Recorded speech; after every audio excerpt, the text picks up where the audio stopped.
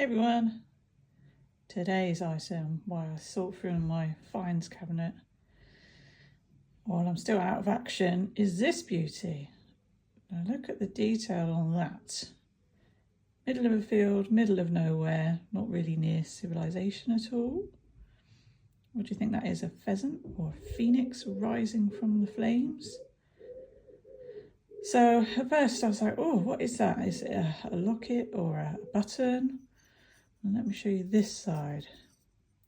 So on this side we've got 4 holes and a hinge. Now I haven't opened this because I don't want to break it, but doing some research and speaking to some folks, apparently this could be a cloak clasp, and it would be attached, be sewn on to a cloak via the buttons. There would be a chain, there would be one each side for each side of the cloak, and that would be your mechanism to keep your cloak together and shut and attached for you.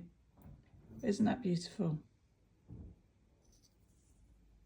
Absolutely beautiful. Thinking probably because of the style of the bird pressed through, Victorian. Beautiful.